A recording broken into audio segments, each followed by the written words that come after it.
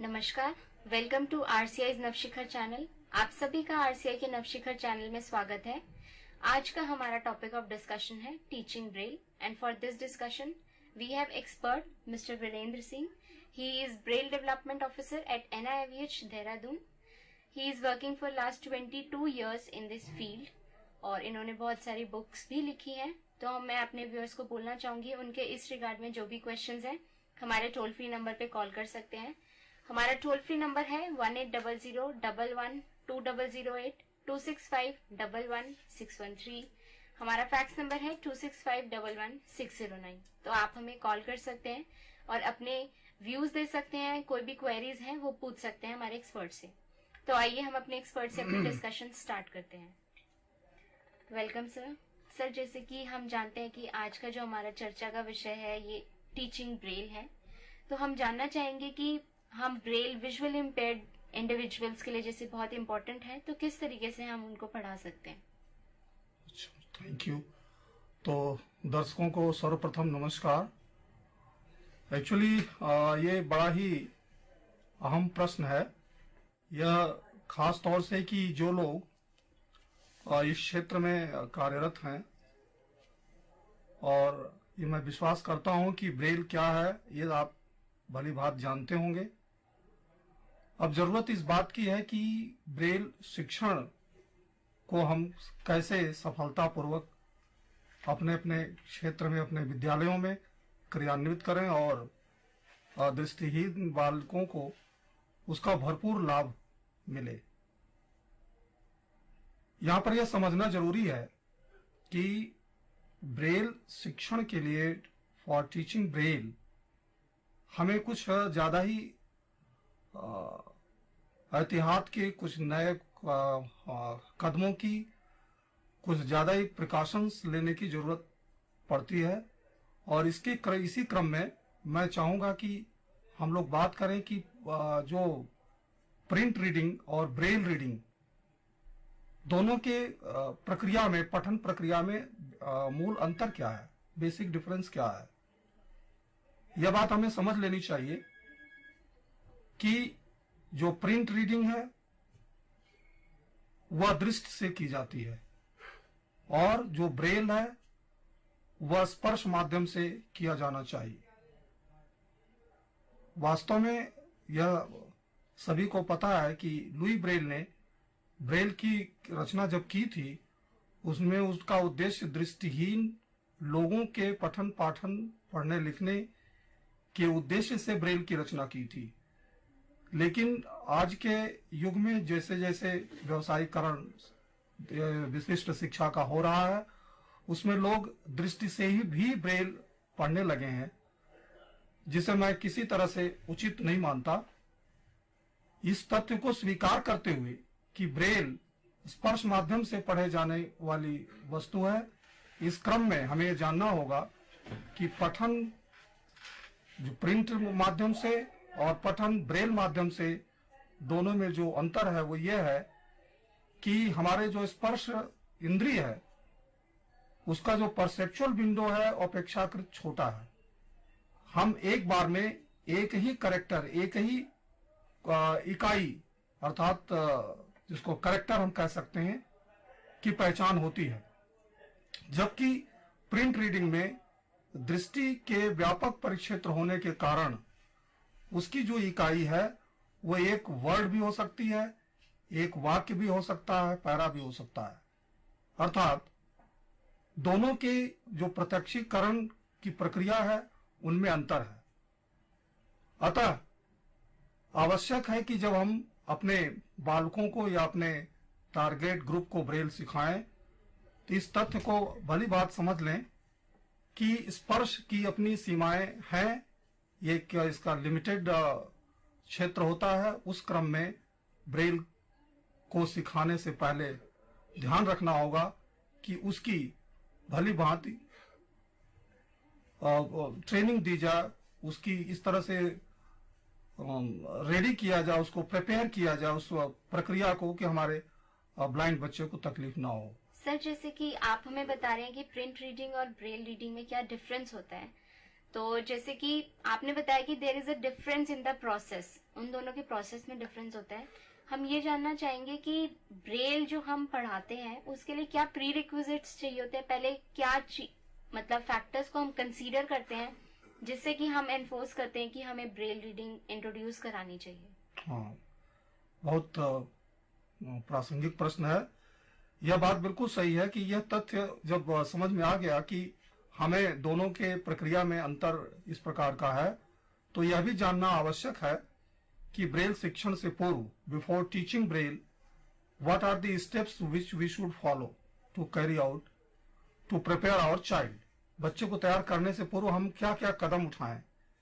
यह बात बिल्कुल हमें ध्यान रखनी होगी कि पढ़ने की प्रक्रिया साइटेड के लिए भी कुछ होती हैं और कुछ वही चीजें ब्लाइंड के लिए होती हैं। खास तौर से उस पर मैं ज्यादा समय नहीं देना चाहूंगा। उसमें यह है कि जैसे उसका थोड़ा मानसिक विकास इस स्तर का हो कि आपस में वो मेल जोल कर सके, कक्षा में बैठने की भावना पैदा हो, कुछ उसमें अपने वस्तु और इसको समझने की चीजें आ जाएं।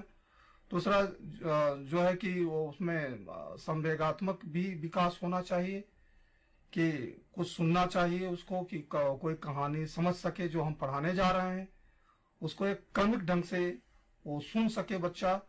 तो ये तो साइटेड बच्चे और ब्लाइंड बच्चे दोनों के लिए जरूरत है। आवश्यक जो है वो ये है कि ब्लाइंड बच्चे के लिए कुछ विशिष्ट प्रकार की रेडीनेस, जो प्री रीडिंग रेडीनेस की आवश्यकता होती है। इस क्रम में कि जब हमने बता दिया है कि स्पर्श माध्यम से पढ़ाया जाना चाहिए, तो स्पर्श की जो प्रक्रिया है, स्पर्श की जो इंद्रिय है, उसको ज्यादा सेंसिटाइज करने की जरूरत है।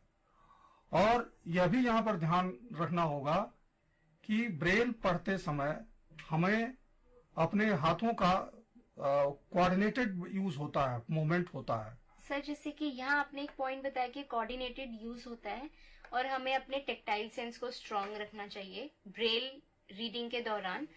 लेकिन अगर किसी बच्चे में एसोसिएटेड कंडीशन में मोटर प्रॉब्लम्स होती हैं, तो उस केस में हम क्या कर सकते हैं? हाँ, देखिए, मोटर प्रॉब्लम अगर उस बच्चे में है तो मोटर प्रॉब्लम में तो अब वो देखना पड़ेगा कि उसमें बीमारी किस कारण से है जी।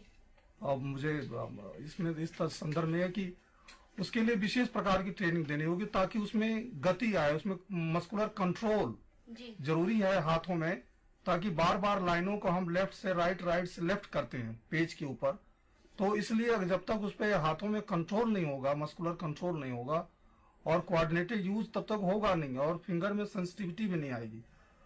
और हो सकता है कि मोटर का कारण उसमें कोई और भी प्रॉब्लम हो और मेडिकल चीज है, उसमें मैं नहीं बता पाऊंगा। लेकिन तो मतलब उसका बच्चे का अलग तरीके से ब्रेल सिखाने की, वो सामान्य ब्रेल शिक्षण के अंतर्गत नहीं आएगा। उसके लिए स्पेशल क्लासेज या अलग ढंग से केयर करने की जरूरत होगी जी। उसमें समय ज्यादा लग सकता है जी। जैसे कि आपने बताया कि अलग तरीके से हमें इंटरवेंशन प्लान करना होगा, उसको प्रॉपर ट्रेनिंग देनी होगी। और हमारे एक्सपर्ट बता रहे थे कि प्रिंट रीडिंग और ब्रेल रीडिंग में किस तरीके से प्रोसेस डिफरेंस होता है। और अभी हम बात कर रहे हैं प्री रिक्विजिट्स की, तो उसी को कंटिन्यू करते हैं।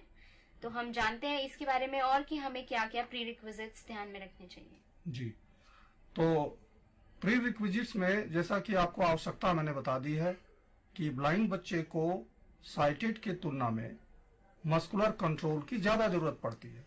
तो इसका तात्पर्य यह हुआ कि हमारे बच्चे की उम्र, जो नर्सरी के बच्चा की उम्र साइटेड बच्चे की, उससे कहीं ज्यादा होगी और तभी उसमें शारीरिक विकास उतना विकसित होगा ताकि वो हाथों को कंट्रोल कर सके। और जो ब्लाइंड के लिए, जो ब्रेल के लिए यूज होने वाली सामग्री है, स्लेट, आपने देखा होगा वो अपेक्षाकृत भारी होती है और जो स्टाइलस होती है उसको भी पकड़ने की क्षमता उसमें हो। तो आवश्यक है कि हम बच्चे को इस प्रकार के ट्रेनिंग दें कि ब्रेल बिंदुओं पर आधारित है। तो उसके अंदर 2-3 एक्सरसाइजेज हैं। पहले तो जैसे साइटेड बच्चे को वातावरण से एक्सपोजर मिलता है, प्रिंट पढ़ने के लिए चलते फिरते पोस्टर्स होते हैं और वो देखता है तो मोटिवेट होता है, तरह तरह के फोटोग्राफ्स होती हैं। लेकिन ब्लाइंड बच्चे के साथ कोई फोटोग्राफ, कोई इन्वायरमेंटल स्टिमुलेशन नहीं मिलता।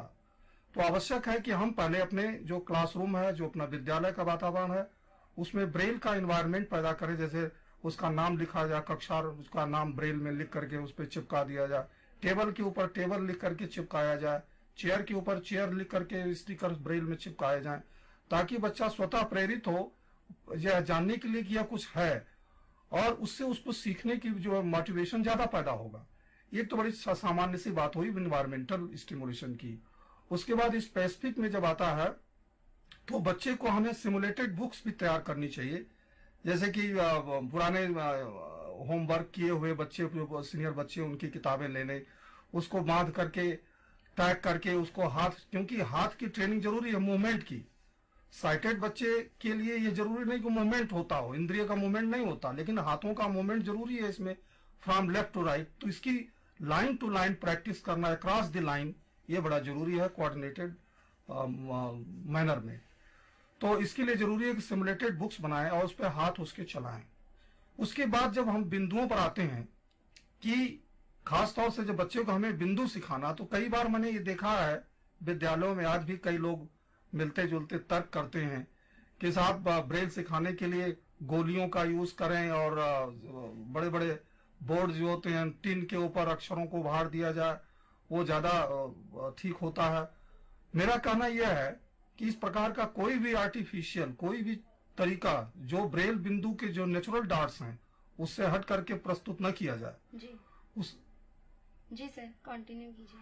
उससे क्या होता है कि बच्चे में एक नए प्रकार की बिंदु पढ़ने की आदत विकसित हो जाती है और हमारा उद्देश्य, जो हमारा पर्पस है, वो कहीं न कहीं डिफीट होता है।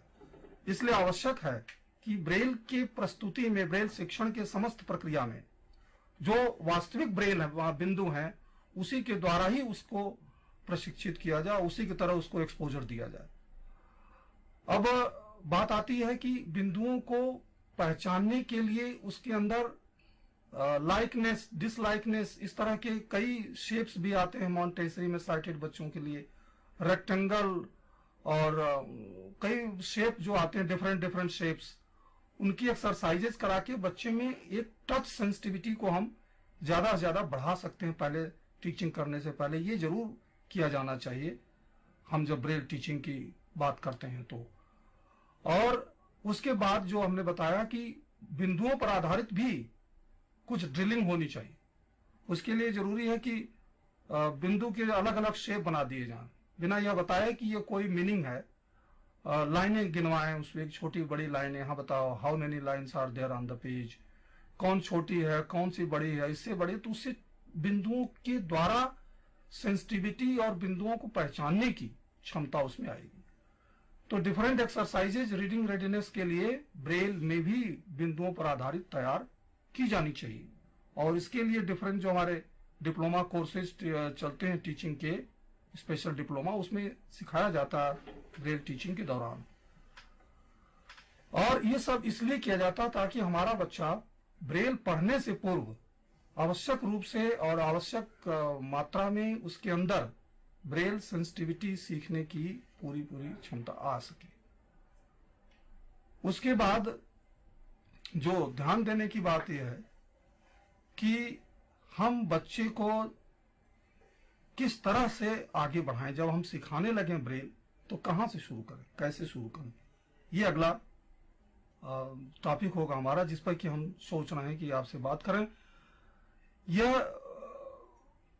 बता दूं मैं कि यहां पर साइटेड बच्चे के साथ जो देखा गया है, जो होता है व्यवहारिक तौर पर, वो ये है कि उनके साथ लिखना और पढ़ना, रीडिंग एंड राइटिंग, ये दोनों ही साथ साथ चलते हैं।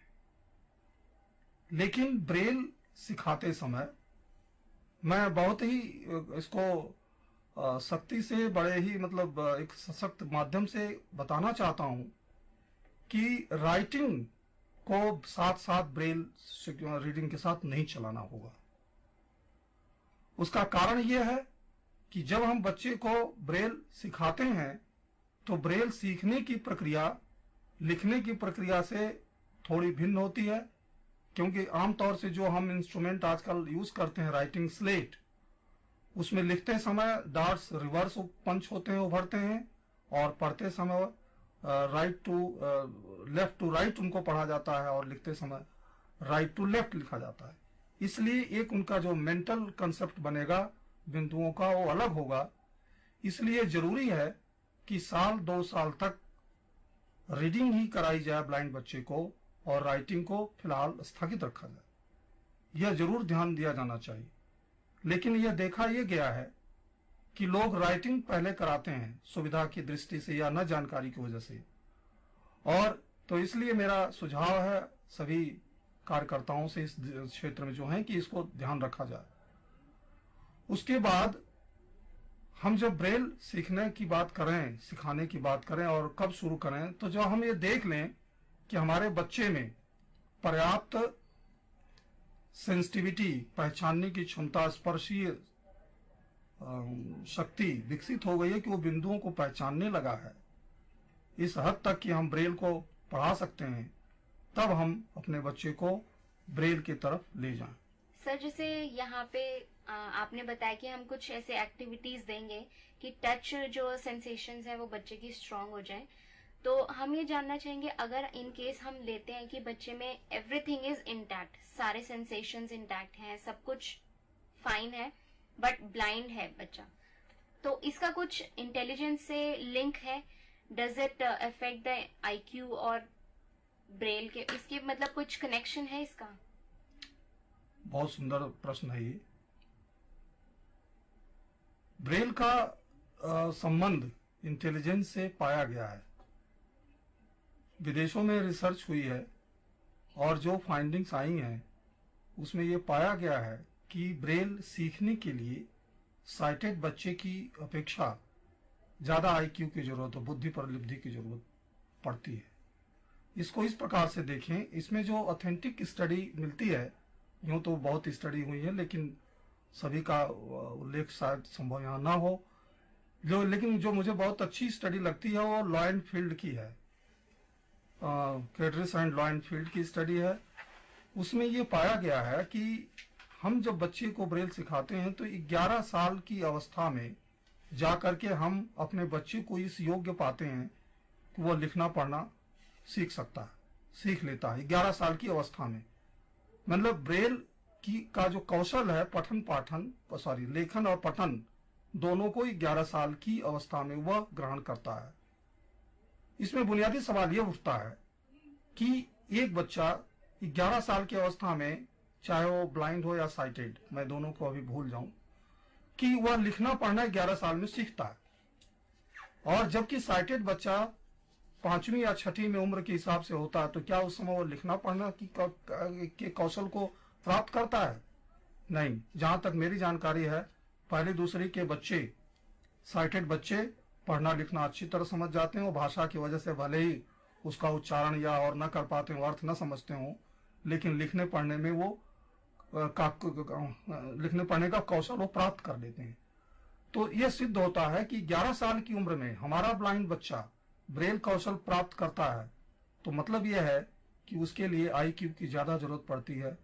और यह भी स्टडी की गई है कि जिन बच्चों की ब्रेल अच्छी होती है वो बच्चे पढ़ने में अच्छे, अपने क्लास में अच्छे उत्तीर्ण हुए हैं, अच्छे अंक प्राप्त करते हैं और काफी उनका जो बुद्धि परिलब्धि है वो ज्यादा है, यह देखा भी गया है। और उनके पढ़ने लिखने की स्पीड भी ज्यादा रहती है, ये भी स्टडी से सिद्ध हुआ है। तो इसका जरूर संबंध है और इसका प्रभाव पड़ता ही है। लेकिन यह भी जरूरी नहीं कि जो बच्चा जितना उम्र का होगा शायद उसकी ब्रेल अच्छी हो। मान लीजिए कि कोई व्यक्ति 25 साल की उम्र में ब्लाइंड होता है, तो इसका तात्पर्य नहीं कि ब्रेल सीखने में उसकी उम्र जो है वो बहुत जल्दी सहायक होगी, क्योंकि उम्र का संबंध केवल IQ का तो है, लेकिन ब्रेल का संबंध उसके स्पर्श से भी, स्पर्श ग्राह्यता से भी है। स्पर्श कितना है उसका। तो हमारे जो बच्चे होते हैं उनकी अंगुलियां सॉफ्ट होती हैं, तो उनकी सेंसिटिविटी ज्यादा शार्प और ज्यादा स्ट्रांग होगी as compared with one adult at the age of 25 और 30, तो उसको सुविधा होगी। तो इसलिए बच्चा एक एडल्ट की तुलना में ब्रेल जल्दी सीखेगा। तो ब्रेल में कई फैक्टर्स हैं, लैंग्वेज भी मैटर करती है बहुत सारी। अगर भाषा उसकी अच्छी होगी तो ब्रेल भी सीखने में उसको मदद मिलेगी। तो कुल मिलाकर कहना यह है कि ब्रेल सिखाते समय बहुत से ऐसे कारक हैं जिन्हें हमें दृष्टिगत करना चाहिए और ध्यान देना चाहिए। अब हम चर्चा पुनः अपने मूल टॉपिक पे आते हैं कि ब्रेल शुरू कैसे करें। तो मैंने पहले भी कहा था कि ब्रेल शुरू करने से पूर्व हम अच्छी तरह से आश्वस्त हो जाएं। We should be assured that our child is now ready to learn Braille and he has acquired all necessary amount of sensitivity in touch. And for that purpose, we have suggested a set of exercises to increase the sensitivity in touch, and that you have now finished, and now you have assured, you have judged your child to be ready for learning Braille. Now, question arises कि whether and how, what would be the method to teach Braille? Method important इसलिए है हमारे blind बच्चे के लिए कि cited बच्चे के लिए हम जब सिखाते हैं तो उसके लिए कोई मेथड की बात हम नहीं करते, वर्ड मेथड या अन्य कोई मेथड स्पेसिफिक की, लेकिन ब्लाइंड के संबंध में मेथडोलॉजी का बड़ा इंपॉर्टेंस है। अगर आप देखें जो हमारा साइटेड बच्चा होता है वो प्ले वे मेथड में बहुत कुछ सीखता है, फोटोग्राफ्स के माध्यम से। उसके लिए प्राइमर्स बहुत बने हुए हैं, बड़े सुंदर अट्रैक्टिव, कहीं एलिफेंट्स मतलब कहीं जोड़ जोड़ कर उसको अट्रैक्टिव वे में उसके लिए फोटोग्राफ्स हैं और बहुत सारी चीजें हैं जो प्ले वे में ही वो सीखता है, उसको अपने एक्सपीरियंस को एसोसिएट करता है देख करके, विजुअल एक्सपीरियंस को। इससे हमारा जो बच्चा है ब्लाइंड बच्चा वो डिप्राइव होता है और उसकी जो ब्रेल टीचिंग होगी वो कहीं हद तक बोरिंग होगी अगर हम अपने ट्रेडिशनल मेथड से चलें। ज्यादातर जो लोग अभी तक करते आए हैं, अभी तक स्कूलों में मैंने देखा है कई जगह पे बच्चों को याद कराते हैं, डॉट स्क्राइबिंग कराते हैं, 1 2 फॉर दिस, 1 2 3 एल मतलब 1 2 3 4 पी लाइक दिस। तो डॉट स्क्राइबिंग ऑफ लेटर्स ये तो किसी भी दशा में कराया ही नहीं जाना चाहिए, यह देखते हुए कि बच्चे इससे बोर होते हैं और अनसाइकोलॉजिकल मेथड है। बच्चे को जब तक हम शारीरिक तौर पर उसको इन्वॉल्व नहीं करेंगे इस क्रिया में, केवल मानसिक तौर पे वो या जो जुटा हुआ है और उसका दिमाग मेंटली वो इन्वॉल्व नहीं है, तो वो हमारी टीचिंग सक्सेसफुल नहीं होगी और बहुत उससे रिजल्ट भी हमें नहीं मिलने वाला है। तो होना क्या चाहिए? होना ये चाहिए कि उस बच्चे को उसका जो एक्सपीरियंस है जो पढ़ाएं तो उसको भी एक टैक्टाइल तौर पे कुछ मॉडल्स लें, बनाए जाने चाहिए टीचर के द्वारा और उसके एक्सपीरियंस से उसको जोड़ा जाना चाहिए टैक्चुअल। और जो जो वर्ड्स या जो भी चीजें सामग्री में पढ़ाना चाहते हैं उसको टैक्टाइल मॉडल हो और तो कोशिश हो कि वो 3 डायमेंशनल मॉडल्स हों कि जैसे हमने केला पढ़ाया, कलम पढ़ाया, लाइन पढ़ा रहे हैं या जो भी चीज पढ़ा रहे हैं उसको टच करके उसको ओरिएंट कराएं बच्चे को, कंक्रीट दे करके देखो ये है लाइन है ये। जैसे यहाँ आपने बताया कि हम बच्चे को कॉन्सेप्ट्स के बारे में बताएंगे थ्रू ब्रेल, तो इसमें हम जानना चाहेंगे कि is it giving the real picture of the concepts, और जो भी हम कॉन्सेप्ट सिखा रहे हैं जैसे हमने लाइन दे दिया, इंट्रोड्यूस करा दिया बच्चे को, बट उसका रियलिटी में जैसे साइज की अगर हम बात करते हैं तो एक रियल पिक्चर क्या हम बच्चे को दिखा सकते हैं उसकी? देखिए रियल पिक्चर का मतलब क्या हुआ कि लाइन खुद दिखाया जाए जो संभव नहीं है। वो तो लाइन का मतलब कि साइटेड बच्चे के पास तो ये चांस है कि वो जू में जाकर के सजीव भी देख सकता है, लाइव देख सकता है, लेकिन यह बात ब्लाइंड बच्चे के लिए संभव नहीं है। अगर हम चिड़ियाघर में भी ले जाएं तो भी संभव नहीं है, क्योंकि ब्लाइंड जो है टच करेगा तभी हो सकता है, जो किसी भी दशा में संभव नहीं है क्योंकि वो हिंसक पशु है। तो उपाय यही है कि उसका मॉडल दिया जाए, 3 डायमेंशनल मॉडल दिया जाए और उसको एक्सप्लेन कर सकते हैं कि भाई ये इसका टेल है, ये इसका बैक है, ये इसका ये है, उसका जाज है। इस तरह से ही उसको कंपेंसेट किया जा सकता है उस गैप को, जो विजुअल गैप है ब्लाइंड का, उसको 3 डायमेंशनल मॉडल से ही हो सकता है। आजकल कई लोग उसको ग्राफ बना देते हैं और स्केच करके दिखाते हैं जो किसी भी तरह से मीनिंगलेस है। तो यह बात सही है कि ब्लाइंड बच्चे का जो विजुअल गैप होता है उसको भर पाना तो कठिन है ही, लेकिन the teacher should do her best कि उसको रेमेडी करे, how to compensate the loss. Occur due to blindness. तो उसीलिए मैं कह रहा था कि जब हम ब्लाइंड बच्चे को ब्रेल सिखाएं तो वो उसको साथ उसको उसकी टीचिंग को साइकोलॉजिकल बनाएं, ताकि वो फिजिकली भी वो इन्वॉल्व हो और जो कुछ भी एक्सपीरियंस हो उससे जोड़े अपने को, तभी वो फिजिकली भी इन्वॉल्व होगा और मेंटली भी बच्चे को ब्रेल सीखने की जो हमारी प्रक्रिया है वो चलती रहेगी। तो ये देखने के बाद कि हमारे बच्चे में ब्रेल पढ़ने की क्षमता पूरी आ गई है और हमने जो आवश्यक प्राइमर्स अरेंज कर लिए हैं और अब हम समझते हैं कि हमारा बच्चा तैयार है उसके लिए, तो कोशिश ये होनी चाहिए कि बच्चे को हम प्रॉपर पोस्चर दें बैठने का, उसके लिए प्रॉपर फर्नीचर भी दें और वो बच्चा अपने जगह पर बैठ करके उसकी हाइट का ही फर्नीचर हो कि डिस्कम्फोर्ट न फील करे। तो ये सब चीजें भी जरूरी हैं जब हम क्लासरूम में टीचिंग की बात करते हैं। आइडियल स्थिति ये भी है उसमें कि बच्चे को सिखाते समय इन बातों का भी ध्यान रखें। तो ये देख लेने के बाद अब हमें चूज करना है कि बच्चे को क्या शुरू करें, कहां से शुरू करें। यहां पर मैं बता दूं कि हम लोगों ने नाम दिया इसको वर्ड मेथड, सेंटेंस मेथड और कंबाइंड मेथड या इंडिविजुअल लेटर मेथड। 3-4 तरह के मेथड्स इंट्रोड्यूस करने की बात की जाती है ब्रेल सिखाने के लिए, और उसमें 2-3 बातें हम करना चाहेंगे कि हमारे जो मित्र लोग हैं देश भर में, हम लोग अपने पाठ्यक्रमों में जब मिलते हैं तो उनके दिमाग में जो एक तस्वीर बनी हुई है, जो एक प्रैक्टिस उनके दिमाग में ये है कि ब्रेल को हम पहले बिंदुओं को रटाकर और एक एक अक्षर के द्वारा पहचान करके ही ब्रेल सिखा सकते हैं। सिखाना उचित है, आदर्श स्थिति है। मैं यहाँ पर बताना चाहता हूं कि जैसा कि मैंने पहले भी कहा कि ब्रेल पहचानने की क्षमता एक बार में एट ए वन जंग एक करेक्टर होती है।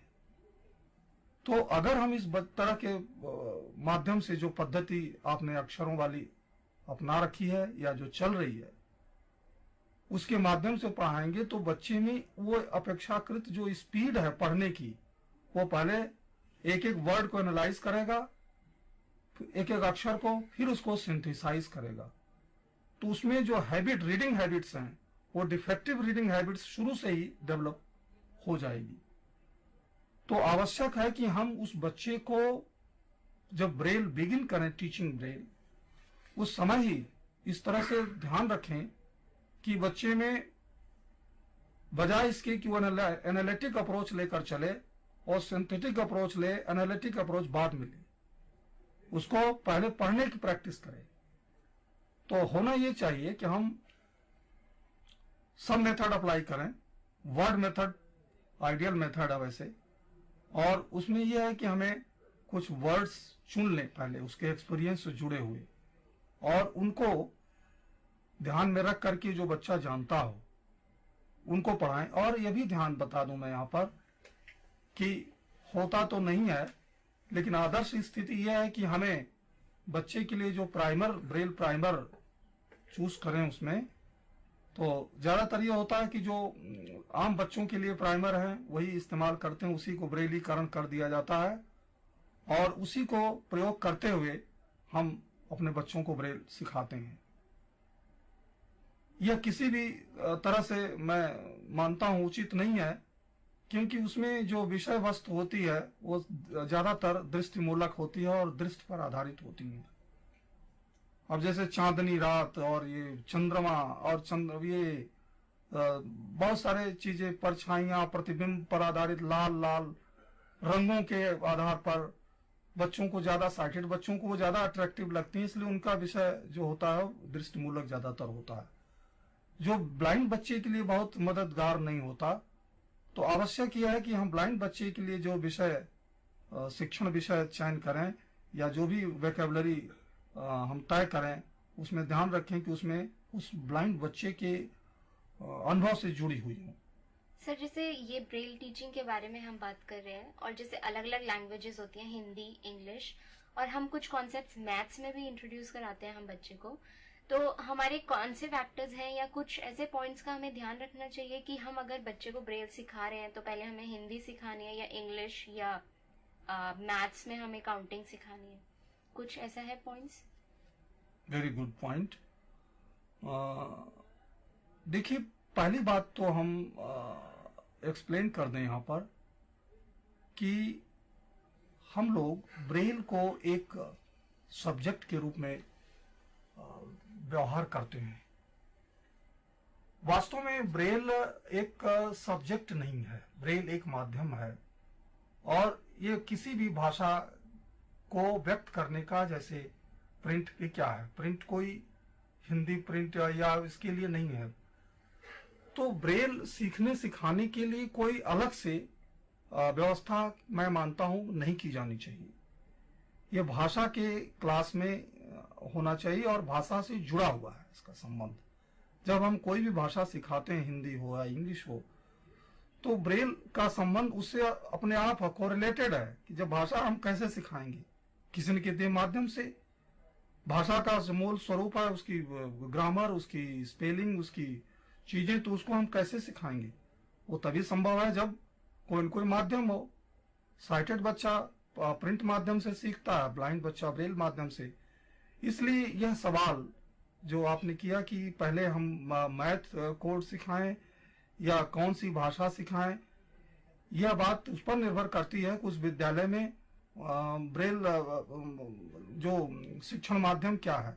अगर उस स्कूल में हिंदी मीडियम है तो नेचुरली वो पहली कक्षा से वो हिंदी भाषा सीखेगा, तो हिंदी भाषा जब सीखेगा तो ब्रेल अपने आप उसको सीखनी पड़ेगी।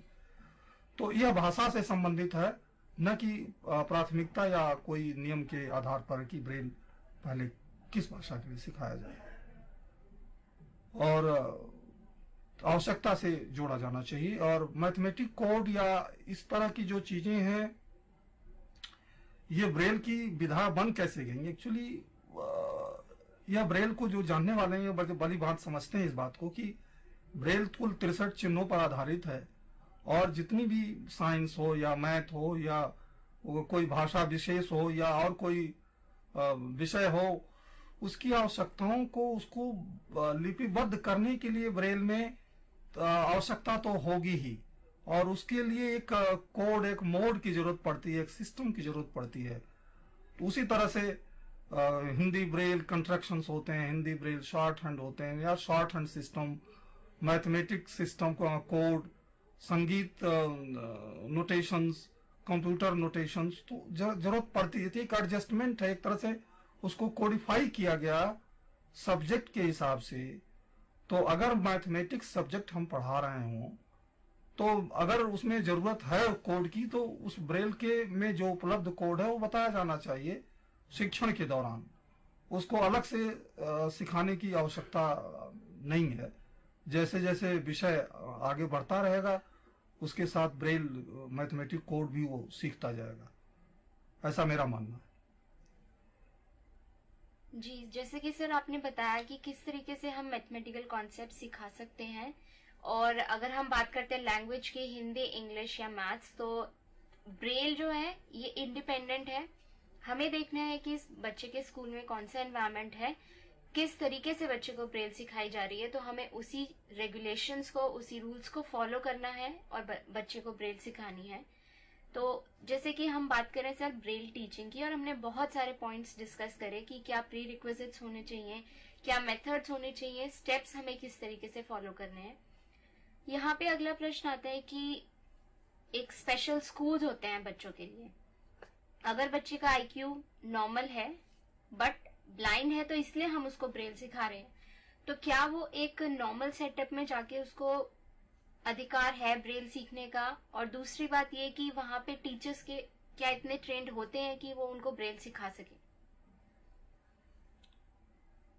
देखिए, वास्तव में जो हमारा आज का जो अप्रोच है, जो आज के सर्व शिक्षा अभियान है, उसके नाम से ही विदित है कि सभी को शिक्षा देने का अभियान का बोध होता है उसमें। और जो नई शिक्षा प्रणाली चल रही है उसमें कोशिश यही की जा रही है कि जो सामान्य विद्यालय हैं उनमें ही विकलांग बच्चों को हम इंटीग्रेट करें, उनमें ही उनको शिक्षण की व्यवस्था करें। अब सवाल जो आपका है कि क्या हमारे शिक्षक उसके योग्य हैं या उस तरह से गियर्ड अप, वेल इक्विप्ड हैं या नहीं है, मेरा मानना यह है कि हमारे जो शिक्षण के लिए स्पेशल डिप्लोमा चल रहे हैं वो अपने में काफी वेल इक्विप्ड हैं और आरसीआई के नॉर्म्स द्वारा चलाए जाते हैं। उनके द्वारा स्टैंडर्ड जो लेट डाउन है उनके अनुसार उनको अप्रूवल मिलती है और उनके आधार पे उनको from time to time periodic inspection वगैरह होते रहते हैं और जो उनके सिलेबस हैं उनके आधार पे वो टीचर्स तैयार किए जाते हैं। तो बुनियादी बात यह है कि हमारे शिक्षण में तो नहीं कमी आएगी। जो बुनियादी दिक्कत है हमारे ब्लाइंड बच्चों को, खास तौर से सर्व शिक्षा अभियान में जिन विद्यालयों में हम उनको इंटीग्रेट करना चाहते हैं, उनकी अपनी व्यवस्था, जो आंतरिक व्यवस्था है, जो उनका इंफ्रास्ट्रक्चर है, जो वहाँ की अपनी व्यवस्था है उन साइटेड बच्चों के साथ उठने बैठने की, उनके साथ जो शिक्षक हैं वो कितना एक्सेप्ट करते हैं, क्योंकि एक एक क्लास में एक एक बच्चा के लिए हर क्लास में ट्रेंड बच्चे नहीं होते, हर क्लास में ट्रेंड टीचर नहीं होंगे। तो ऐसी स्थिति में वहाँ का जो जनरल टीचिंग स्टाफ है वो कितना उनको सहयोग करता है विकलांग बच्चों को, उसमें ब्लाइंड भी है, तो देखना होगा और समय बताएगा। कोई भी चीज शुरू में कठिनाई होती है लेकिन कंसेप्ट बुरा नहीं है और आवश्यक है कि ऐसी अवस्था में जो स्पेशल स्कूल्स होते हैं, जैसे कि स्पेशल स्कूल्स में समस्या अपेक्षाकृत कम है बजाय इसके कि जो सामान्य विद्यालयों में बच्चे पढ़ते हैं, हमारे ब्लाइंड बच्चे, उनका ये चांस है कि वो ब्रेल में उतने दक्ष ना हो पाए, पारंगत ना हो पाए। उसका एक कारण है कि वहां पर जो सारे स्टाफ हैं, सारे जो अध्यापक वर्ग है वो ब्रेल में दक्ष नहीं है कि उसके होमवर्क को इसको चेक कर सके। वहां पर रिसोर्स टीचर होंगे जो एक समय विशेष में ही उनको अटेंड करते हैं और तो जरूरत यह है कि उनके लिए कुछ एक्स्ट्रा ब्रेल की रेमेडियल क्लासेस अगर की जाती रहें तो अच्छी बात रहेगी। जी, तो सर जैसे हमने डिफरेंट पॉइंट्स के बारे में बात करी टीचिंग ब्रेल में, उसमें हमने जाना कि क्या प्रीरिक्विजिट्स होते हैं, क्या डिफरेंस है ब्रेल रीडिंग और प्रिंट रीडिंग में, और हम बात कर रहे थे डिफरेंट स्टेप्स की। तो हमने कुछ स्टेप्स डिस्कस करे थे, तो हम जानना चाहेंगे कि ब्रेल टीचिंग में आगे फर्दर और कौन से स्टेप्स हैं। जी, तो हमने अभी बात की थी, याद होगा आपको, कि मैंने कहा था कि वर्ड मेथड से ब्रेल पढ़ाएं। वर्ड मेथड ब्रेल पढ़ाने की बात जब हम करते हैं तो उसमें कई हमारे जो चर्चा में आए हैं लोगों से बातचीत और अनुभव के आधार पे उनकी जो शंका होती है कि साहब ब्रेल को अगर हम वर्ड माध्यम से सिखाएंगे तो उनकी स्पेलिंग कैसे होगी, वो बिंदुओं को याद कैसे करेंगे और उनको कैसे आगे चल करके, क्योंकि बिंदु पर आधारित हमारे डार्ट्स हैं, ये जो अक्षर हमारे होते हैं उनके साथ एक पर्टिकुलर रेफरेंस डार्ट्स नंबर भी होते हैं जो याद रखने होते हैं। तो कई सारे सवाल आते हैं और फिर वो कहते हैं कि उस भाषा विशेष के जो स्पेलिंग है उसका क्या होगा। मेरा सवाल यह है कि इसको ऐसे क्यों न लें हम। साइटेड बच्चे को जब हम ब्रेल प्रिंट सिखाते हैं तो उसको हम पहले फोटो दिखाते हैं एलिफेंट की, तो बच्चा देखता है तो कहता है क्या है बेटा ये एलिफेंट। तो एलिफेंट के ELEPHANT की स्पेलिंग नहीं रखता हो, उसको अटैच करता है वर्ड एज ए होल कि एलिफेंट, और बाद में जब वो लिखना जब सीखेगा तब उसको स्पेलिंग की जरूरत पड़ेगी। उसी प्रकार से हम जब अपने बच्चे को लिखना सिखाएंगे तभी डार्ट्स और उसकी स्पेलिंग की जरूरत पड़ेगी, उसको एनालाइज करना पड़ेगा, उसकी जो लिंग्विस्टिक वैल्यू है हर कैरेक्टर की। तो उसी क्रम में पहले हम बच्चे को प्रैक्टिस वर्ड मेथड से पढ़ाते हैं। जैसे कि हिंदी में ले लें हम कलम, एक वर्ड कलम ले लेते हैं, तो पहला अक्षर हमने एक कार्ड बनाए। हम पहले अभी बता दें यहाँ पर कि मैंने पहले कहा था कि स्टैंडर्ड प्राइमर ब्रेल में नहीं चलेगा। इसके लिए जरूरी है कि हम टीचर लोग अपने बच्चों को ब्रेल पढ़ाने के लिए कुछ मटेरियल तैयार करें और उसमें जरूरी है कि फ्लैश कार्ड्स होते हैं, और ये छोटे छोटे फ्लैश कार्ड्स बनाने होंगे आपको एक एक वर्ड का, और उसमें पहले हम पूरे वर्ड में लिख देंगे, उसको खुले में लिख करके एक एक अलग, और पूरा वर्ड एक साथ लिख करके देंगे बच्चे को। कलम, तो कलम के बाद अगर हम उसको आगे दूसरा वर्ड देना चाहते हैं तो उसको जब बच्चे को दें तो हम उसको प्रेजेंट ये करें कि बोले हैं साथ में, उसको ये नहीं कहें कि तुम इसको पढ़ो, बल्कि अपने आप हम टीचर उसके हाथ पर जब हाथ के नीचे उसको जब रखें तो टीचर खुद बोले कि ये क्या है, कलम। रिपीट करेगा बच्चा, उसको रिपीट करे दोनों हाथों का प्रयोग करते हुए, दोनों अंगुलियां। यहां पर ये भी बता दूं मैं संदर्भवश की हम जब ब्रेल सिखाएं तो बड़ा जरूरी है कि हम अपने बच्चों को दोनों हाथों का प्रयोग सिखाएं। दोनों हाथों का प्रयोग करके ही ब्रेल सीखना चाहिए, और यह बहुत जरूरी है हिस्सा है, क्योंकि थोड़ा सा यहाँ पर विषयांतर हो जाएगा क्यों दोनों हाथों का जरूरी है प्रयोग करना। और दोनों हाथों में भी जो हमारी इंडेक्स फिंगर है उन दोनों का प्रयोग एडवाइजेबल है, उनको दोनों का प्रयोग करना चाहिए। और क्योंकि उसका कारण यह है कि जब हम हाथ को लेफ्ट से राइट को ले जाते हैं तो उसमें जो एक लेबर डिस्ट्रीब्यूशन हो जाता है, लेफ्ट राइट का अगर हम डिस्ट्रीब्यूशन कर दें, जब राइट को हमारा पहुंचता है हाथ right at the end of the line, तो अब उसको आने में नेक्स्ट लाइन में उसको टाइम लगता है, तब तक जो समय वेस्ट होता है और स्पीड हमारी हैम्पर्ड होती है। तो जरूरत यह है कि हम दोनों ही हाथों में इक्वल डिस्ट्रीब्यूशन ऑफ लेबर करें, और यह तभी संभव है जब उसमें दोनों में सेंसिटिविटी, इक्वल सेंसिटिविटी डेवलप हो। तो जरूरी है कि दोनों हाथ, हालांकि यह बिल्कुल सच है कि यह प्रयास करने से ही होगा और टीचर के बराबर इंकरेज करने से होगा, क्योंकि मनुष्य का स्वभाव है कि वो एक ही हैंड यूज करता है, चाहे वो राइट हैंडेड होता है या लेफ्ट हैंडेड होता है। तो इस बात को टीचर बिल्कुल शुरू से ध्यान दे कि दोनों हाथ का प्रयोग न चाहते हुए बच्चे को हम फोर्स करें कि वो करे। तो नेचुरली एक अभ्यास से दोनों हाथों में पढ़ने की जो सेंसिटिविटी है डेवलप होगी। तो बच्चे को जब हम कार्ड दें तो उसको दोनों हाथों से कहें स्पर्श करो। स्पर्श करते समय पहले अध्यापक उसको बोलेगा जो लिखा हुआ है सामग्री, और बच्चा दोनों हाथों से उस वर्ड को बिना रुके टच करेगा। उसको एक एक करके टच नहीं करेगा, बल्कि दोनों हाथों को बोलेगा कलम, और उसमें एक एक अक्षर क ल म इस तरह का उसको एहसास नहीं कराना, उसको इस बात का बोध नहीं कराना होगा। वो column as a whole he should be taught.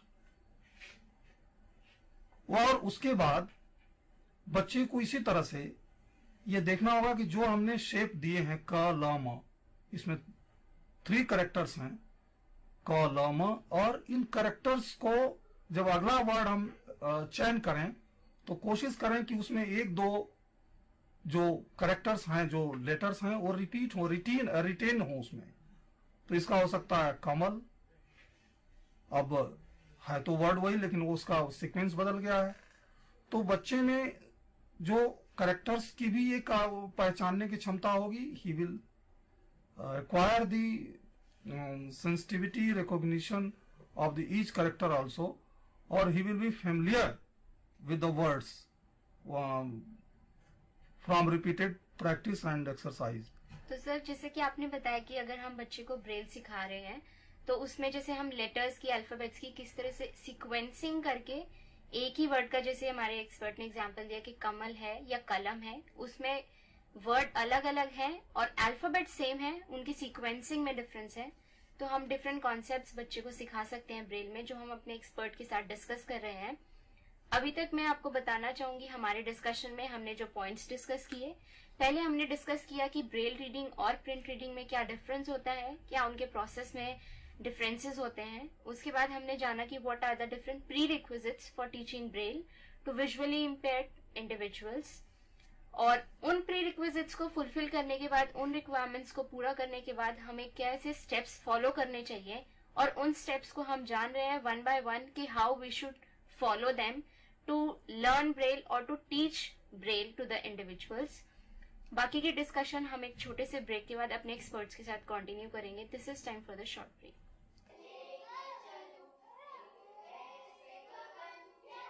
This is Aparna.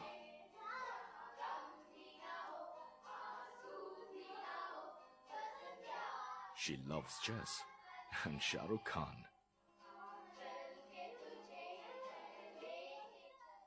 Her best friend is Swati.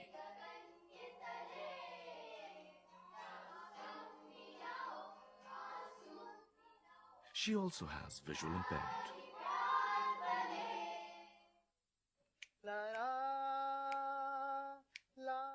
This is Neeraj.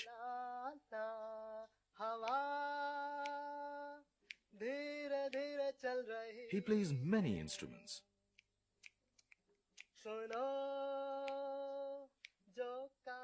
He loves Mohammad Rafi and cricket.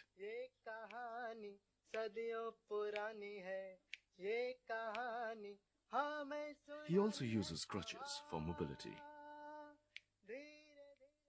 चंदा है तू, मेरा सूरज है तू, This is Raj Bala. मेरी आँखों का तारा है तू, जीती हूँ मैं बस तुझे देख कर।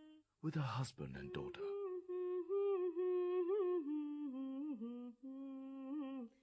She loves cooking and watching TV. सूरज है तू, आ मेरी आँखों का तारा है तू। She also has cerebral palsy.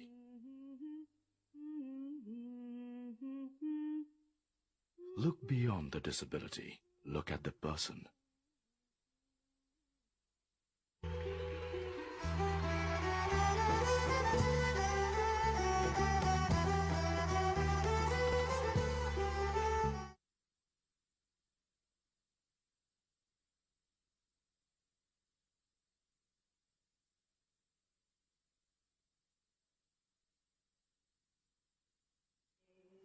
हम होंगे कामयाब, हम होंगे कामयाब, हम होंगे कामयाब एक दिन।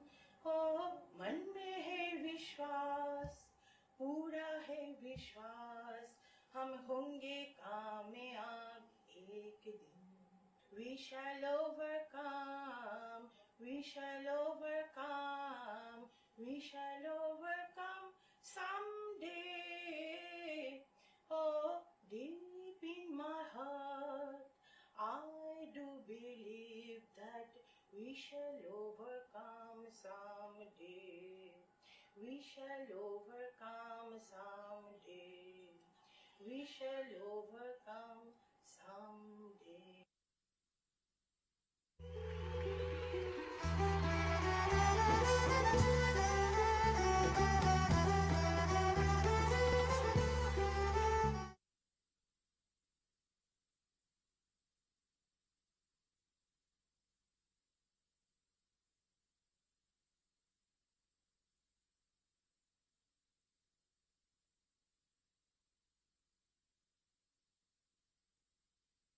The state of knowledge exists.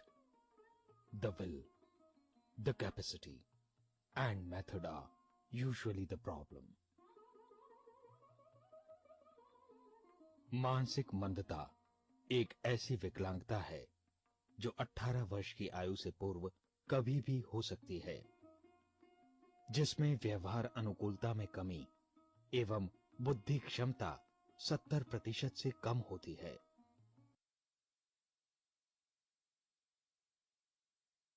Alone we can do so little. Together we can do so much. भारतीय पुनर्वास परिषद द्वारा देश भर में पंजीकृत केंद्र इस बात को प्रमाणित करते हैं। NIMH प्रादेशिक केंद्र नई दिल्ली एक ऐसा ही केंद्र है जहां छात्रों को प्रशिक्षण दिया जाता है।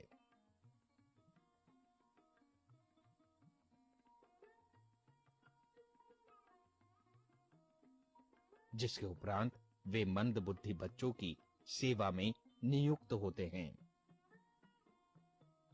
क्लासरूम टीचिंग, ग्रुप टीचिंग एवं भारतीय पुनर्वास परिषद के नव शिखर चैनल पर प्रसारित टेलीकॉन्फ्रेंसेस द्वारा संबंधित विषयों पर विस्तार पूर्वक ज्ञान दिया जाता है।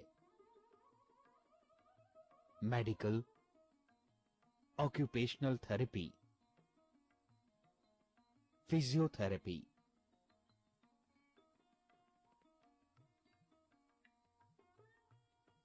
स्पीच थेरेपी,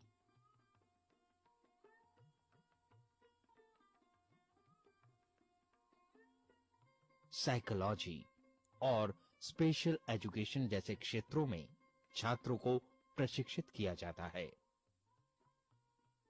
प्रयोगात्मक अनुभव एवं अभ्यास के लिए टीचर ट्रेनिंग प्रोग्राम के उपरांत छात्रों को मंद बुद्धि बच्चों के साथ कक्षाओं में नियुक्त किया जाता है और इंडिविजुअलाइज्ड एजुकेशन प्लान का भी आधार बनाया जाता है, जिससे वे संपूर्ण शिक्षा एवं चिकित्सा शैली को समझ सकें। इस पूरे प्रशिक्षण कार्यक्रम के दौरान विद्यार्थी journals, newsletters, periodicals, charts, models, computer training एवं टेक्स्ट बुक्स का उपयोग कर सकते हैं। कहते हैं, keep your face to the sunshine and you can not see the shadow. इसी बात को ध्यान में रखते हुए विद्यार्थियों को सरकारी एवं गैर सरकारी संस्थाओं में नियुक्त किया जाता है, जहां वे मंद बुद्धि बच्चों के लिए निरीक्षण, प्रशिक्षण एवं अनुसंधान का दायित्व संभालते हैं और इसके पश्चात ये विद्यार्थी इस प्रशिक्षण का उपयोग मंद बुद्धि बच्चों के सामाजिक एवं शैक्षणिक उत्थान एवं विकास में करते हैं और एक लक्ष्य की ओर आगे बढ़ते हैं। और फिर लक्ष्य कितना ही दूर हो, फासला नजरों का धोखा भी तो हो सकता है। वो मिले या ना मिले, हाथ बढ़ाकर देखो।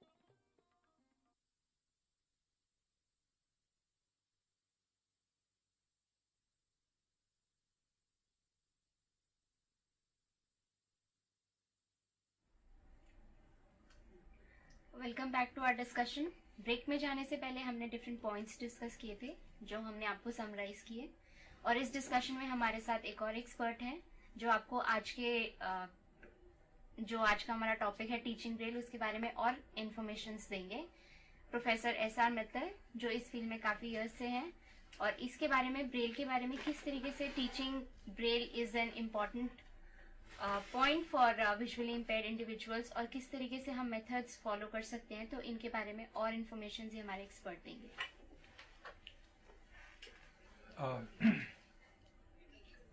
दोस्तों, अभी पिछले लगभग 40-45 मिनट में वीरेंद्र सिंह जी ने आपको ब्रेल के विषय में और ब्रेल शिक्षण के विषय में, ब्रेल के महत्व के विषय में काफी कुछ बताया है।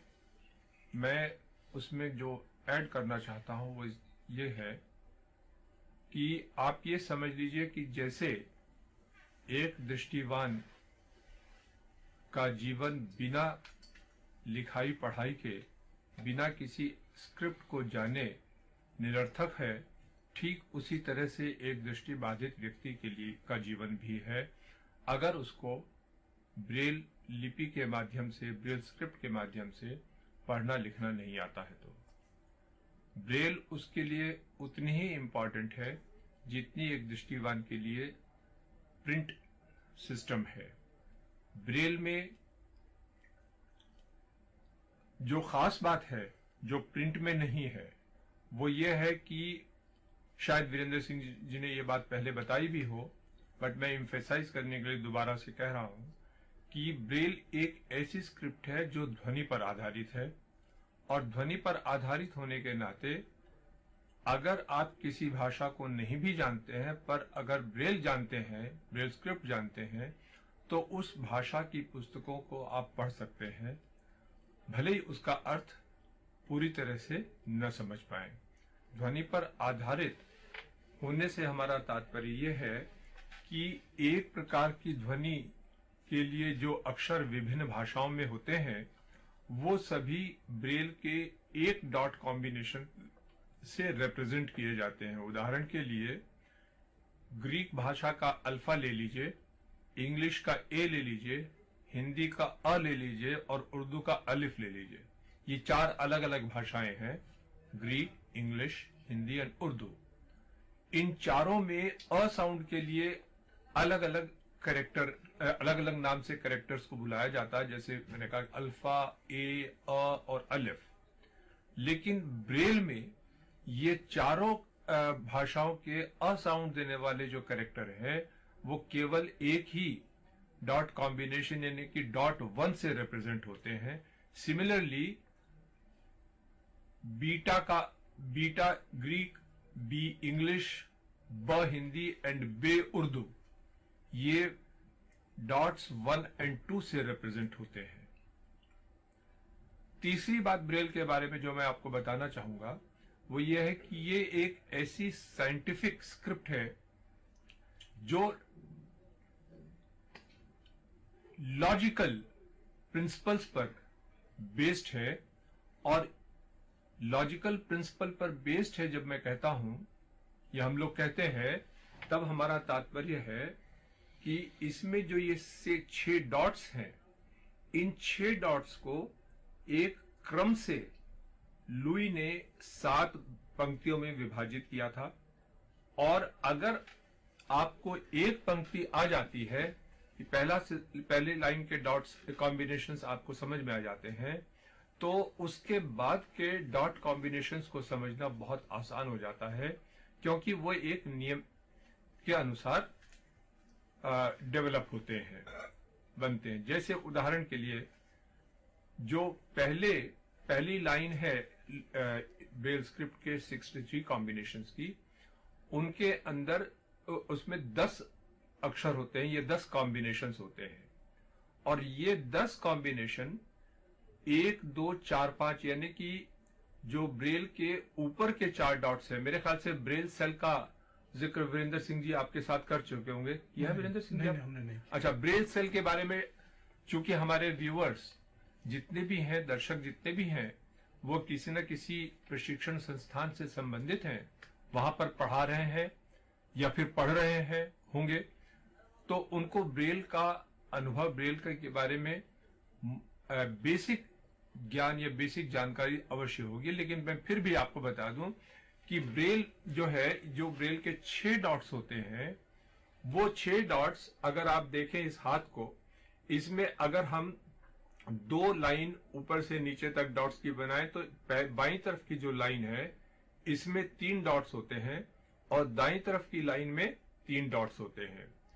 बाईं तरफ की जो 3 डॉट्स की लाइन होगी, इसमें ऊपर वाले डॉट को हम डॉट 1 का नाम देते हैं, उसके नीचे वाले को 2 और उसके नीचे वाले को 3। इसी तरह से 1 के राइट में जो डॉट होता है उसको डॉट 4, उसके नीचे डॉट 5 और उसके नीचे जो डॉट होता है उसको हम डॉट 6 का नाम देते हैं।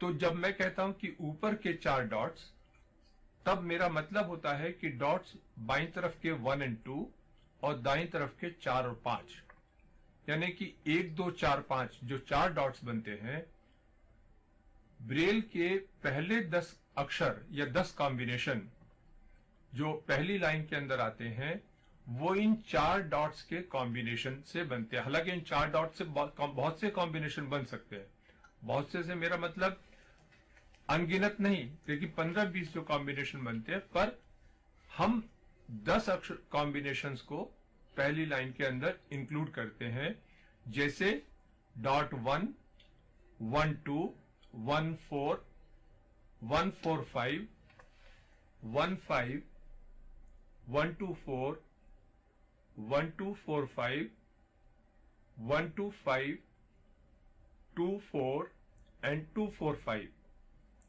अगर आपने इनको ध्यान से सुना है तो आपने नोटिस किया होगा कि इसमें हमने पहले 4 डॉट्स जो है बाईं तरफ के 2 यानी कि 1, 2 दाएं तरफ के 2 अर्थात 4, 5 केवल इन्हीं में इनको ही यूज किया है, लेकिन इनमें कई और कॉम्बिनेशन दो इन्हीं 4 डॉट्स में से बन सकते हैं जिनको कि हमने इसमें नहीं लिया है।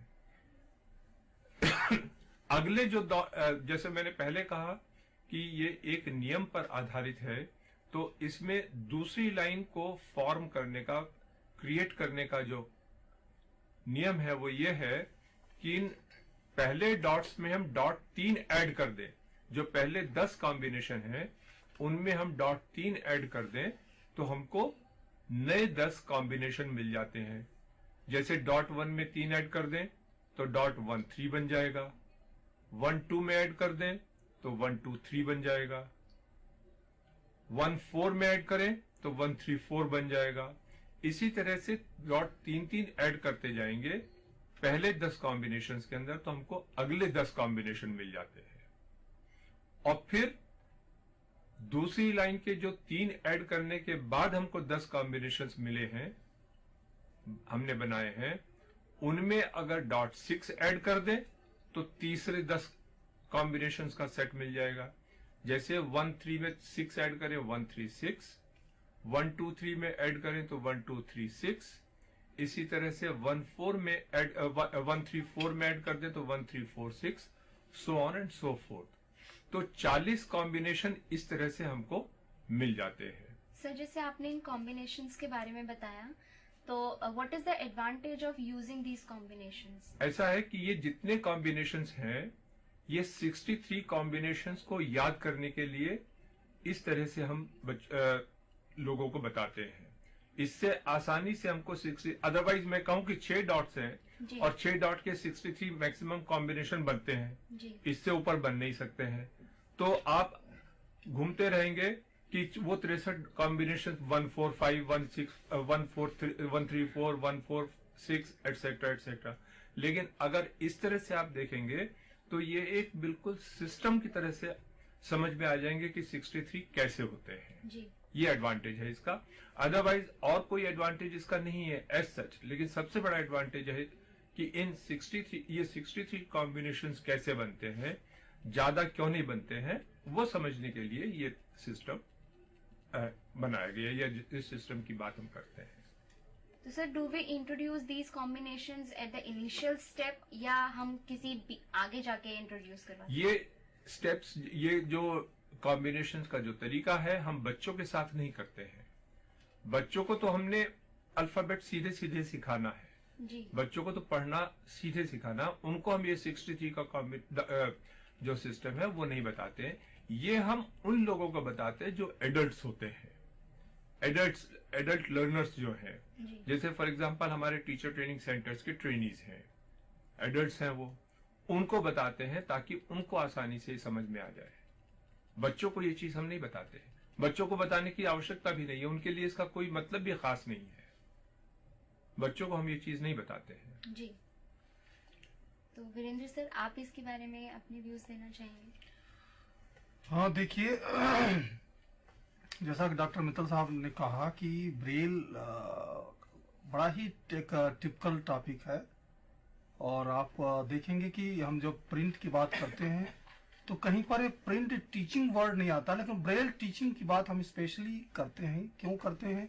वो इसलिए कि ब्रेल बड़ा ही एक टिपिकल और बड़ा डिफिकल्ट एरिया है। इसमें हर स्टेप पर हमें प्रिकॉशंस की जरूरत है। जैसा इन्होंने बताया डॉक्टर मित्तल ने कि हम जब ये लाइन टाइप सिस्टम कहलाता है, ये जो अभी जिसकी बात उन्होंने की थी, वास्तव में इसका बहुत इम्पोर्टेंस बच्चों के टीचिंग कंटेक्स्ट में नहीं है, लेकिन एट द सेम टाइम जो इसका मैकेनिज्म है वो सिक्वेंशियल ऑर्डर में जरूरी है। जब बच्चे क्या या जो भी एडल्ट हो जाए कि वो उस मैकेनिज्म को समझना चाहें। एट ए टाइम अगर आपको हम या किसी को कहें कि भाई 63 आप इनोमरेट कीजिए कौन कौन से सिंबल्स होते हैं, तो वो बड़ा डिफिकल्ट है। तो एक सिस्टम बता देने से वो उसका फार्मूला है और वो उसको ऐड करके और सातों लाइन वो जान जाता है, उसको 7 लाइन सिस्टम कहते हैं। ये लुई ब्रेल का ओरिजिनल सिस्टम है, सिक्वेंशियल ऑर्डर में उन्होंने बनाया था। हम जब बात करते हैं ब्रेल सीखने की, तो अब देखिए एडल्ट के अप्रोच में अलग है। जब हम एडल्ट को ब्रेल सिखाएंगे तो उसकी अप्रोच अलग होगी। बच्चे की अप्रोच में से मैंने पहले भी बात की थी कि हमारे बच्चों के जब हम सिखाएंगे तो रीडिंग पहले सिखाएंगे, राइटिंग को हमें डिले करना होगा 1-2 साल तक। तो उसके अपने कारण दिए थे मैंने, जब अपनी चर्चा मैंने की थी। और डॉक्टर मित्तल ने भी कहा कि जब हम बच्चों को अलग से जरूरत नहीं है बताने की 7 लाइन सिस्टम की, लेकिन जब एडल्ट हमारा जो ग्रोन अप लर्नर है वो साइटेड होते हैं हमारे डिफरेंट टीचिंग प्रोग्राम में, तो उनके लिए बता सकते हैं। और जो हमारे ब्लाइंड बच्चे होते हैं एडल्ट ग्रुप के, उनको भी समझाना पड़ता है। उसका एक दूसरा कारण है, उनको ब्रेल सिखाना थोड़ा सा डिफिकल्ट इसलिए होता है कि वो एजुकेटेड होते हैं, पढ़े लिखे होते हैं, तो उनके दिमाग में प्रिंट का कंसेप्ट होता है। तो उनको ब्रेल डायरेक्ट एज सच जब हम सिखाते हैं तो उनके दिमाग में जो प्रत्यय बना हुआ है ABCD का, वो प्रिंट का बना हुआ है। तो वो एक्सेप्टेबिलिटी नहीं होती हमारे ब्रेल की, या उनको बड़ा बोरिंग लगता है, बड़ा डिफिकल्ट लगता है। और जैसा कि मैंने शुरू में भी कहा था कि टच भी उनकी थोड़ा ब्लंट हो जाती है, उसको भी शार्पन करने की जरूरत पड़ती है और टाइम लगता है। It takes time for the adult to learn Braille. तो एक तो यह कि ब्रेल के प्रति उनके मन में उसका उपयोगी बताएं कि उपयोगिता क्या है, और जो उनके दिमाग में कंसेप्ट है प्रिंट का, उसको साथ रखते हुए टाइम लगना स्वाभाविक है एडल्ट लोगों को ब्रेल सिखाने में। जी सर, जैसे आपने बताया कि हमें किस तरीके से सारे पॉइंट्स को फॉलो करना चाहिए वाइल टीचिंग ब्रेल। हम बात कर रहे थे कुछ मेथड्स की, जैसे कि हम वर्ड मेथड की बात कर रहे थे, तो हम चाहेंगे कि हम उन मेथड्स को कंटिन्यू करें और जाने कि while teaching Braille what different methods to be followed. जी, तो मैं वहीं से आगे बढ़ता हूँ। मैंने शुरू में चर्चा की थी कि डिफरेंट मेथड्स होते हैं, वर्ड मेथड और सेंटेंस मेथड, कंबाइंड मेथड और लेटर मेथड। तो वास्तव में उसी क्रम में मैंने ये भी कहा था कि साइटेड बच्चे के साथ मेथडोलॉजी बहुत इम्पॉर्टेंट नहीं होती, और खास बात होती है कि उसमें बच्चे को कैसे ज़्यादा इंटरटेनिंग वे में, प्ले वे मेथड में साइटेड बच्चा सीखे। और ब्लाइंड बच्चे के साथ थोड़ी सीमाएं हैं, क्योंकि उसकी अपनी जो सेंस है, सेंस ऑफ टच, उसकी अपनी सीमाएं हैं। उसको विजुअल स्टिमुलेशन न मिलने की वजह से उसको 3 डायमेंशनल मॉडल्स या टीचिंग एड्स इस तरह के डिजाइन किए जाएं कि जब ब्रेल टीचिंग करें तो उसके साथ वो सप्लीमेंट करें उसके एक्सपीरियंस को, उसके स्टिमुलेशन को। तो उसमें वर्ड मेथड जब हमने ले लिया और उससे बच्चा अगर पिकअप कर रहा है, चीज़ों को पढ़ने लगता है, तो हमें उसको मानना चाहिए कि हमारा वो वर्ड मेथड सक्सेसफुल है। लेकिन इसमें कोई हार्ड एंड फास्ट नहीं है कि हम वर्ड मेथड से ही सिखाएं। जैसा कि मैंने कहा, सेंटेंस मेथड भी होता है। सेंटेंस मेथड का मतलब कि जब हम बच्चे को सामग्री पढ़ने के लिए दें, ब्रेल सामग्री, तो मैं उसमें वाक्य छोटे छोटे ले लें। जैसे कि मैंने पहला वो वर्ड चयन किया था कलम, तो कलम की तरह इसी तरह से हम एक चयन कर सकते हैं, यह कलम है, एक सेंटेंस ले लिया मैंने। और उसी के आधार पर उससे क्या होगा कि बच्चे में, जैसा कि मैंने शुरू से ही कहा था कि हम बच्चे को एनालिटिक अप्रोच से न चल के सिंथेटिक करें, कि वो बच्चे में एक फास्ट रीडिंग डेवलप करे, एक reading rapid reading process develop हो हैबिट शुरू से ही। अगर वो एनालाइज करने लगेगा एक एक कैरेक्टर को, तो वो उसकी स्पीड पहले से ही हैम्पर हो जाएगी, तो उसके लिए बोरिंग होगा और आगे चल कर कि वो बड़ा पुअर रीडर बनेगा। तो इसी तरह से सेंटेंस मेथड भी कामयाब हो सकता है। It depends upon the child to child कि बच्चा कितना पिकअप करता है, किस माध्यम से करता है। और कई फैक्टर्स पे हम लोगों ने और बात की थी कि IQ भी कई बार देखा गया है कि जिनकी ज़्यादा अच्छी होती है वो बच्चे ब्रेल जल्दी पिकअप करते हैं। लेकिन एट द सेम टाइम यह बात जरूर ध्यान रखें कि हम लोग जब मेथडोलॉजी की बात करें तो इसमें ये जरूरी नहीं है कि हर बच्चे का ब्रेल पिकअप करने का जो उसके ग्रास्पिंग पावर है, जो उसकी कैपेसिटी हो, बराबर हो। टीचिंग प्रोग्राम में, ब्रेल टीचिंग प्रोग्राम में मेरा ऐसा एक्सपीरियंस है कि कई बच्चे 3 महीने में भी ब्रेल सीख लिए हैं। ऐसा हमने सिखाया है अपने क्लासरूम में टीचिंग के दौरान। और कई बच्चे ऐसे हैं कि जो 6 महीने में भी सीखते हैं, कई महीने में जो 1 साल में भी लग जाता है। तो इसके लिए कोई कारण विशेष एक नहीं हो सकता कि जिसको मैं